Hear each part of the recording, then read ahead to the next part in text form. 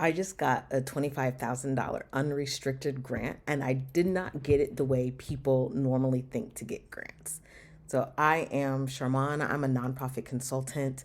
I help social and environmental justice organizations build solid foundations in branding and communication, strategic planning, and collaboration strategies that so that they can thrive and sustain themselves for the long term.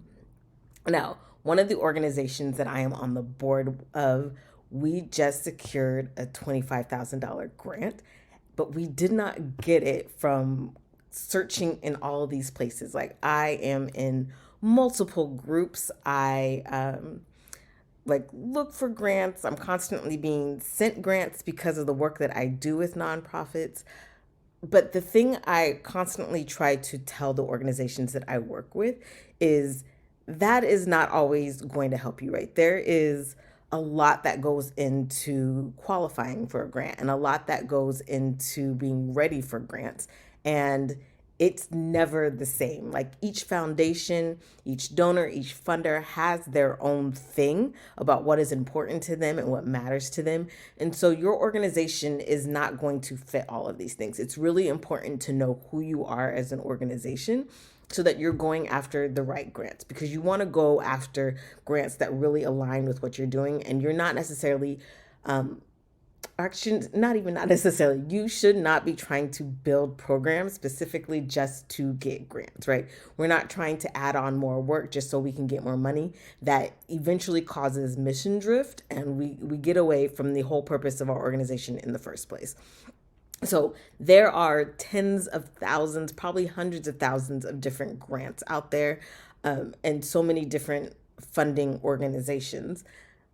But the thing is, ultimately, it's not going to be about being grant ready. It's not going to be about having all your finances in order. Those things are super, super important, and you need to do them, and you need to make sure your organization has that foundation. But at the end of the day, getting grants are going to rely on two things. And those two things are visibility and relationships. So, visibility, number one, is you just have to be out there, right? You need to be out there talking to your community. You need to be doing the work. You need to be talking not just to the community you serve, but the surrounding community in your local area. You need to be involved in what's happening there. People need to know you. People need to know your organization. They need to know what you're about, and they need to know what you're doing.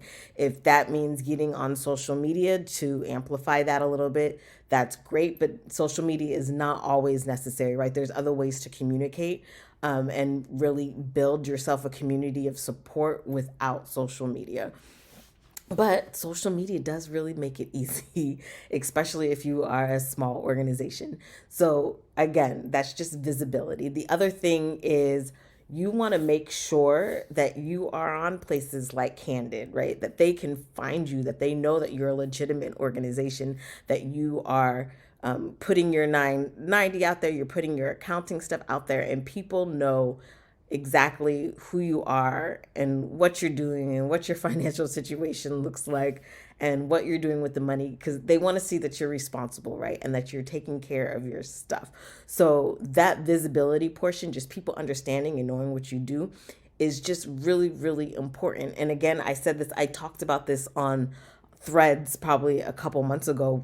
People always try to figure out how to get a hold of, like, Mackenzie's Scott, and, like, how are you getting, those tens of millions of dollars of grants?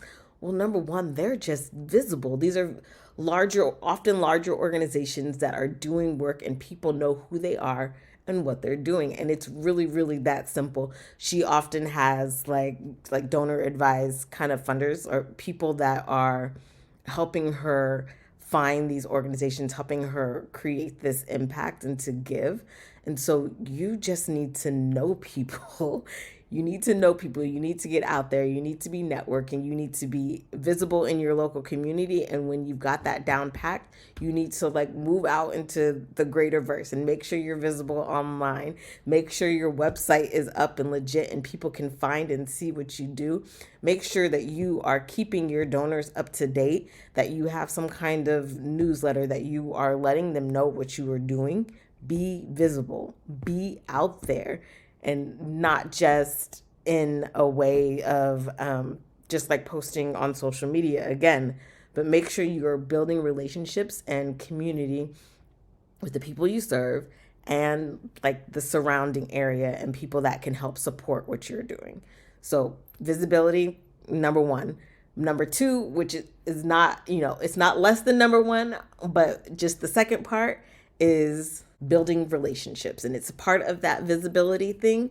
But again, visibility and relationships are the main way that you are going to get grants, because you can apply for hundreds and hundreds and not get any of them if you don't know somebody in that organization, if you don't know the program manager, if that program manager has no idea who you are and what you do, because a lot of times, often, it is really, really hard to get the essence of who you are in that writing, right? That's why we hire great grant writers who are able to portray your organization and what you're doing in such a beautiful manner that it makes those funders just be like, oh wow, right?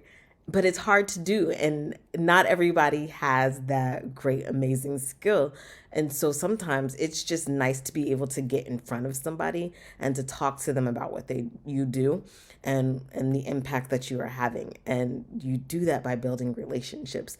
And one of the ways that I think is really great to do that is on different Facebook groups or LinkedIn groups, or just on LinkedIn in general, is just finding people at these foundations and different funding organizations that can help you out.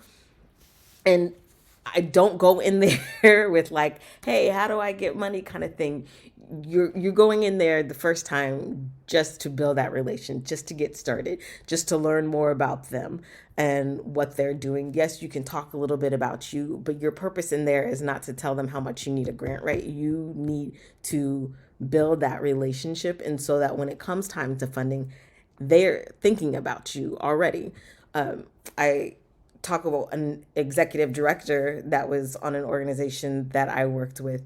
I remember he would talk a lot about building these relationships, and we would often get grants, but a lot of times that process was like an entire year of him like working the people and working on them and seeing where they were aligned and where the values were aligned and the goals were aligned, so that they could build like a grant package together that would work for both sides.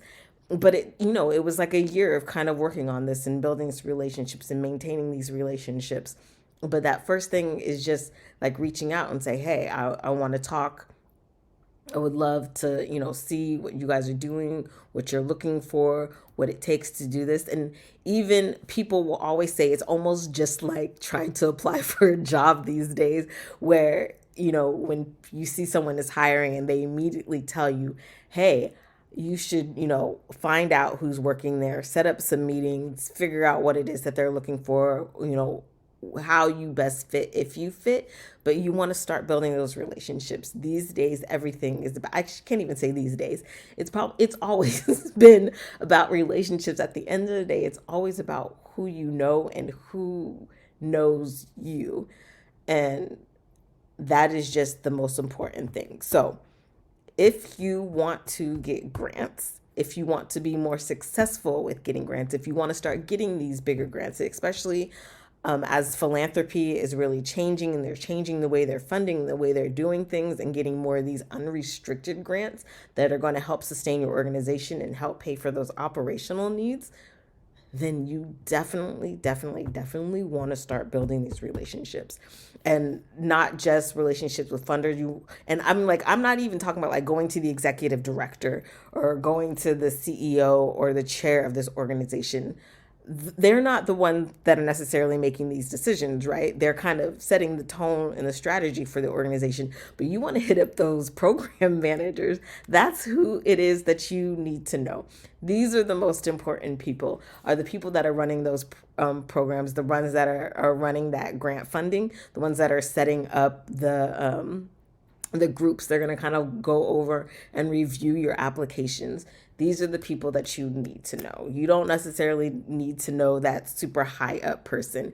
You need to know the person that is making the decisions. And that is a really important distinction, right? We always think, oh, you got to go super high up. No, you need to find out who is making the decisions, and that's the person that you need to know. And a lot of times it's often like 2 3 different layers and tiers down. Like those are the people that are actually making the decisions. So again, we're just reiterating: visibility, relationships. That's how you get grants. So if you want more information like this on nonprofits, go ahead and hit subscribe, hit follow, hit that little dingy bell so that you can get more information like this.